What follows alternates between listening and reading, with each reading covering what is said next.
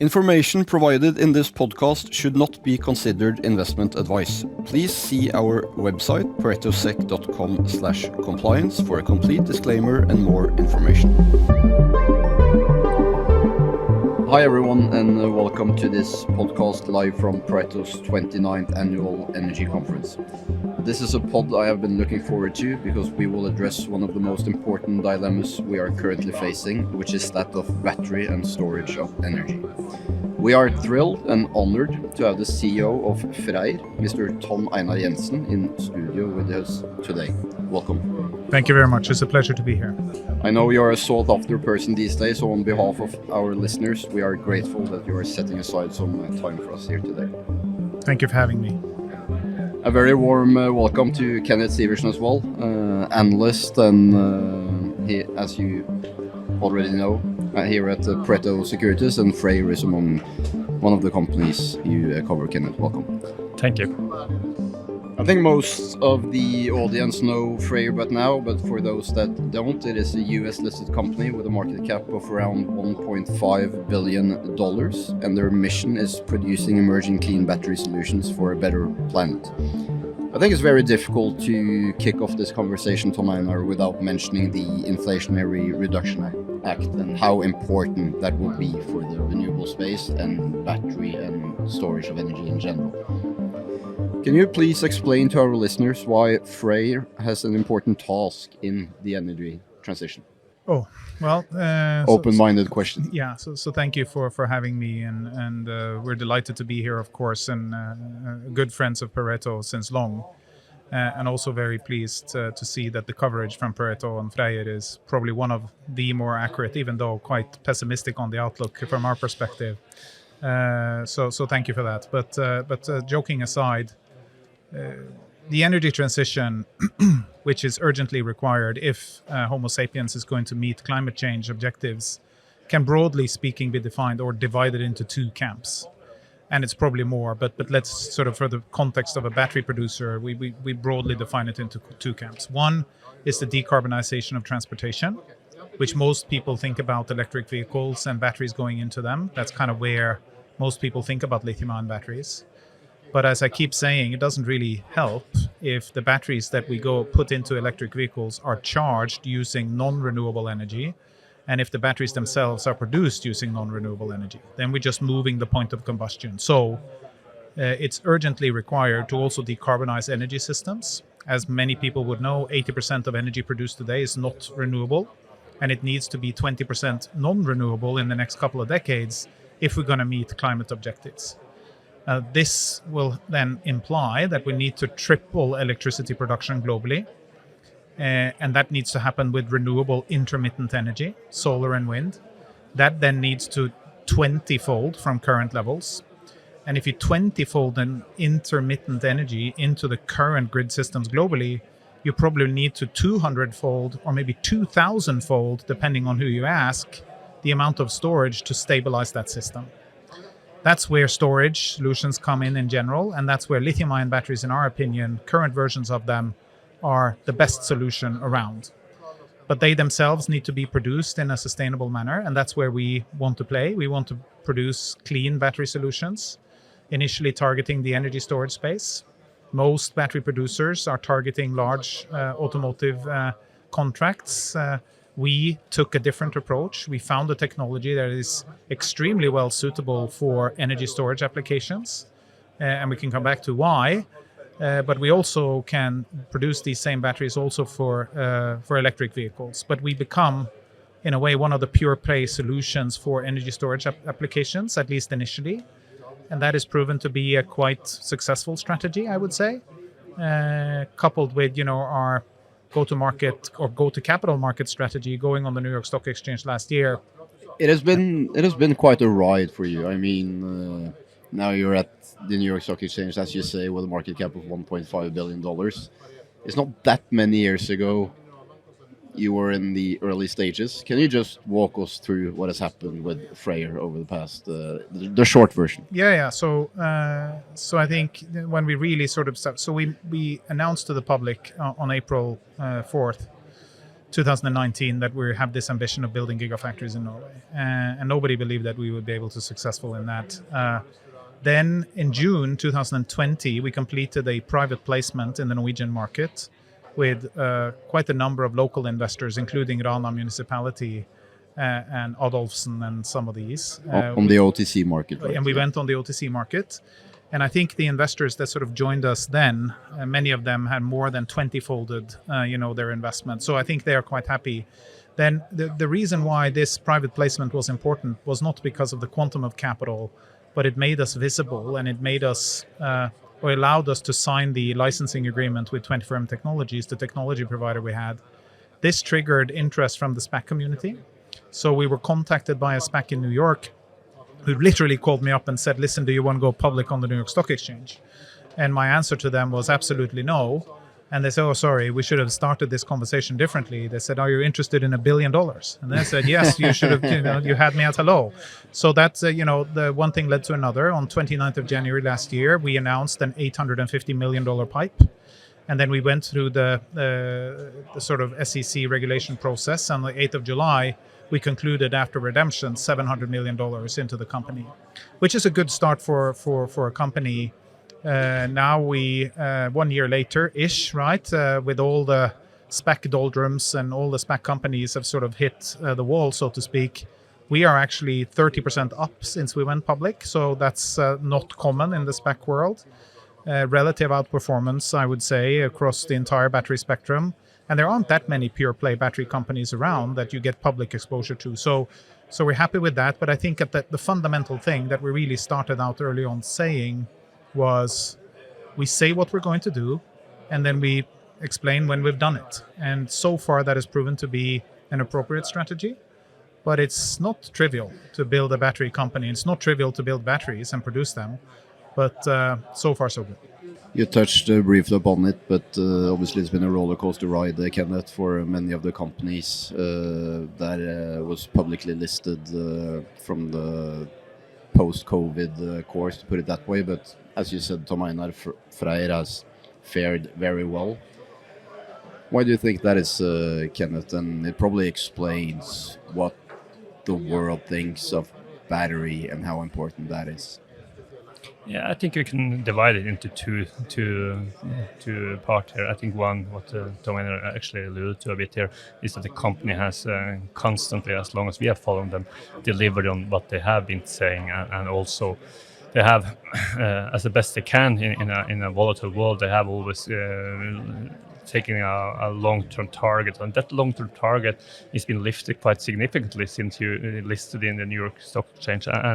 And of course that follows the second argument why the market, of course, has been developing much faster and much better than we could anticipate a few years ago, and demand estimates has been lifted substantially, and FREYR, which is on the brink of getting the first plant up and running, and just a year or so behind the Giga, which is coming in 24. So it's a pure play for a segment that will continue growing for decades, and it will be extremely important for the decarbonization of the transportation, but also I think a hidden jewel. That was our message today, the storage. We think the storage can be at least as large as the EV market for batteries, and perhaps even larger. When you fly around the world and meet investors today, Tom Einar, do you feel that after the past 6 months we have had, especially in Europe, do you feel that the focus has shifted? Are you feeling a slight of change in the interest towards what you are actually doing in the value chain? Yeah, I think generally speaking, the interest is much stronger on a continuous basis in what we're doing.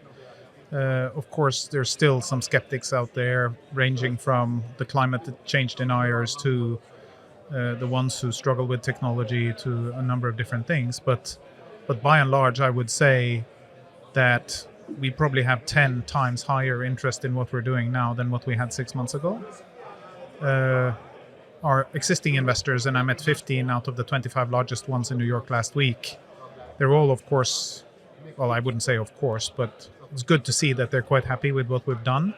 And I think what they told me was, listen, Tom, you're doing great. Don't fuck it up. It must be comforting for you and your business, though, to have that shareholder base and the amount of capital behind you, so you can really focus on the micro that is your company. Yeah, absolutely. And this is part of the reason why we decided to go public on the New York Stock Exchange. It's quite painful to be listed in New York, SEC regulation and all the sort of regulatory. Now I almost said something I shouldn't, but all the regulatory burden, let's put it that way, that we are placed under for good reason, is quite challenging. But it is because we did that because it's the most sophisticated capital marketplace in the world and the largest one. So you get access to a pool of capital that we otherwise wouldn't. And the initial investors have been very supportive and actually increased their position on average, reflected, of course, in the increase in market cap of the company. But it also sort of triggers interest from other capital sources. So we could build a capital structure over time as we approach the 200 gigawatt hour ambition by 2030. That's a $15 billion capex program.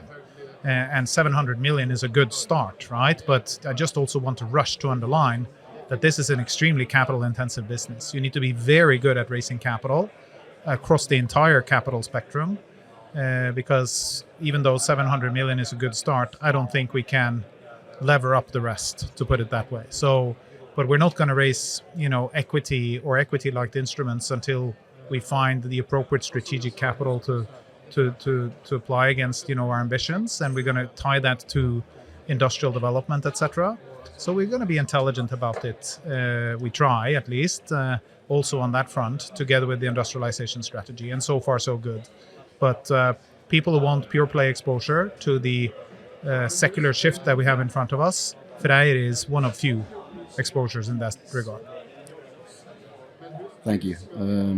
I want to take this discussion up a level and talk about what we can do in the shorter term, which is obviously high on the agenda right now, and what we need to do in the longer term. Many issues obviously need to be addressed, and raw materials is one of them. Kenneth, maybe you can kick it off by briefly talk a bit about what we actually can do in the shorter term, if anything, and what we need to see in the medium to long term. Yeah. I think Tom Einar have to fill me in, but I think from the outside of it's clearly that with the demand from both the vehicle and also on the storage and the battery, demand will continue rising, and that will of course resulting in a tremendous need for raw materials that we can process into battery cell, and that in particular on the cathode side, I think it's which is require mining is basically what we need, and mining is a long lead time before we get new capacity up and running. While on the cell side, we are short there as well, so we need more cell capacity. Tom Einar need to increase the target or ambition even further, and that's for many producers in Europe.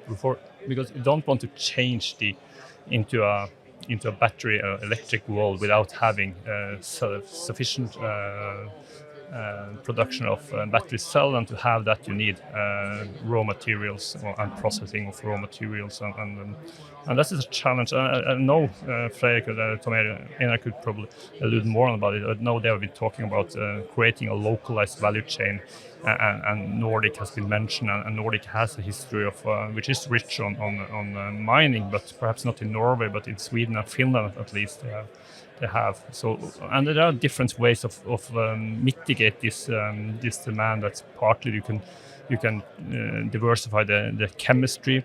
by using different chemistries, and that's what you see the industry is doing now. FREYR is targeting on one that is not that much pressure on the raw material side. I think that's a wise decision right now. It will be a profitable, I think, and of course having Glencore on the team is of course extremely helpful, being as one of the largest in the world here. So I just talked to the chief economist at Trafigura just in the previous podcast, and he said that they have a nickel project now up in Finland because the jurisdiction, etc., is what they look for. Because as we know, some of these raw materials, they are located in countries which we necessarily can't rely on all the time. So, Tom Einar, what is your...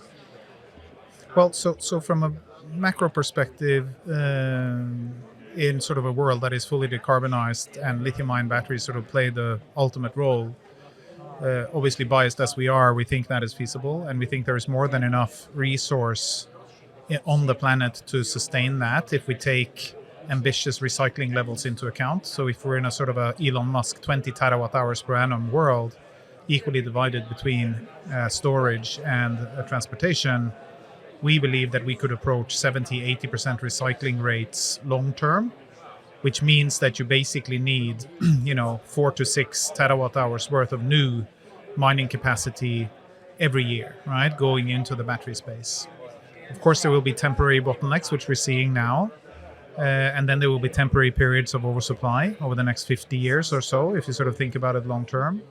If we then narrow down to the here and now, I think, there is massive evolution and development happening. The sort of main EV battery, 5 years ago was the nickel manganese cobalt oxide NMC 111 battery, 1 part nickel, 1 part manganese, 1 part cobalt. But because cobalt is in scarce supply and comes from challenging regions, and manganese and cobalt are expensive, we're now seeing NMC 811 as the sort of leading the high energy density sort of battery going into the automotive space. That means 8 parts nickel and 1 part cobalt and 1 part manganese. So dramatically strong reduction in the need for cobalt and manganese. Then you're seeing the introduction of new cathode materials like lithium iron phosphate, LFP, which is also available and viable for lower end EV applications. And this will just continue. Humanity have just started to scrape the surface of how to optimize these supply chains. And when we hit a bottleneck, we debottleneck it. I mean, that's kind of the nature of industrial development. And this is something that Norway knows how to do. Specifically for us, if I go even more micro, we've secured all the raw materials for both our customer qualification plant and Gig Arctic, and we're now looking into ways to optimize them.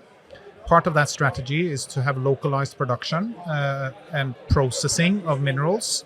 Those minerals might come from South America or they might come from Australia, but we're also looking into how we can source minerals and metals from the Nordic region.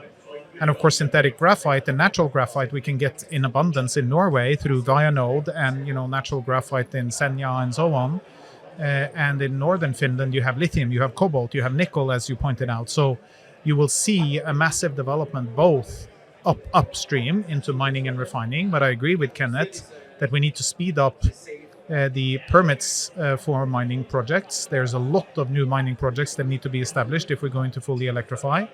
But before that, we can process a lot of it using Nordic and Norwegian industrial processing capabilities and competence and the renewable energy that we produce here. And energy is probably the largest cost component in processing of these minerals and metals. So it makes fundamental industrial sense to have this here. So our relationship with Finnish Minerals Group, for instance, which is the government in Finland's entity owning their metals and mines positions in Finland, is one such step, right? And then we have 50 such steps, right, to ensure that we can get to as low of a cost position and as low of a carbon position in the batteries that we produce as possible. Do you feel that on a local level there has been a change on that topic, that we can actually take part in the whole value chain locally? I think so. I think, the Norwegian government through the Minister of Industry, Trade and Industry, Jan Christian Vestre, launched actually in Mo i Rana at the site of the Gigafactory when we announced that we were building it. They launched the National Battery Strategy, which is a comprehensive strategy across the entire value chain, And we've obviously been privy to the development of that strategy and provided our input into it. So not surprisingly, that strategy spans the whole value chain. It makes, of course, a lot of sense for Norway to be across the value chain. We are a nation who have been producing and exporting energy for a century in different shapes and forms. Of course, electrons, but also fertilizer and aluminium, and lately oil and gas. We are blessed as a nation with abundant energy, given to us by someone, probably, in my opinion, coincidental, but maybe it's some higher order in it. And then we have optimists like yourself as well, which make it happen. Well, yeah, optimists. I mean, the presence of oil and gas on the Norwegian continental shelf has really nothing to do with optimism. It's just geology. And I do think also wind speeds, right, on and offshore is, a fundamental force of nature. And we actually happen to have the best wind resources in Europe outside Russia. So Norway really needs to step up to the plate here. And 30 gigawatt offshore wind is a good start, but also, as your boss has been saying, it's a good start, but it needs to fundamentally increase and it needs to accelerate. We have no time to waste. The energy crisis around us now is a function of Homo sapiens' inability to invest enough into renewable energy. And I don't know how many times we need to look ourselves in the mirror to understand that we've been wrong, and now we need to move forward. No, I totally agree with you. We are too late, but what we need, but resources are available if we just want to invest. So, and that's not too late to invest. But as you see, we have falling behind on the renewable side. We have falling behind on the raw material side. But we are very good at finding and developing new projects on the. You see from the aluminium, see from fertilizer, see from the oil and gas industry. So we will do it in the battery sector. I think that's for sure.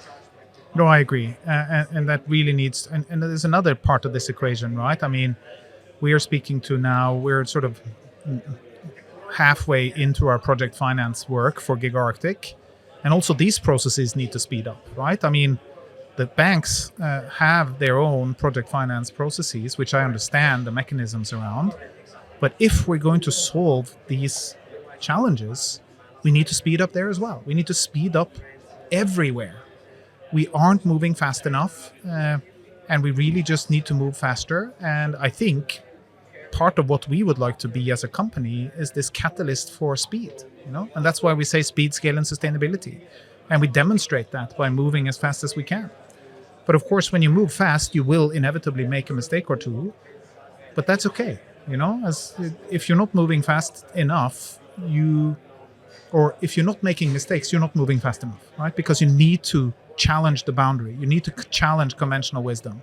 But what I always say to the people internally is, you're allowed to make mistakes, but only once. Just on that note, in the US, the Inflation Reduction Act, isn't that an incentive for producers and also from both sides to speed up the development? It's a massive incentive program. It's probably the best incentive program presented to an industry ever. And that might be sort of a tough statement because I haven't investigated all incentive programs. But from a battery producer's point of view, it's like a gift from above. So this means that we are already dramatically accelerating our plans in the US. We hope that this also inspires European Union and the Norwegian government to increase and accelerate their incentive programs as well.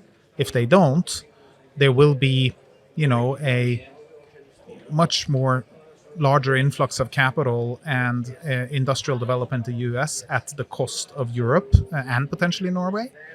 But I do think, reason will prevail in this, right? People understand that if they want to have regional energy security and they want to develop, infrastructure on energy locally or regionally in Europe and the United States, this is what they need to do. We are 5-10 years behind China, and they are not stopping. They're moving fast, and they are controlling a large part of this industry. And that could be quite detrimental. We know what happens when a nation that has other interests than, ours decide to use energy as a weapon. I'm not saying the Chinese will do that. I'm not at all saying that. And we actually have many good relationships with the Chinese. But from a macro perspective and an energy security perspective, politicians need to realize what they're up against in a world where we need to 20-fold renewable energy development and 200-fold storage development, we need to speed up, and that just requires incentives. If not, it's going to be slow. Capital markets are slow, they are risk averse, and we need to change that paradigm, and governments have a role to play. No, I totally agree with you. It's you see in the US they will fast track the investment in the battery manufacturing process. You also incentivize consumer to make the transition, and that will just kickstart the industry or electrification of the vehicle transport over the next 3 to 4 years. And that's amazing what they are doing now. Yeah, and I mean, as you said to us earlier today, Kenneth, I mean, the combustion engine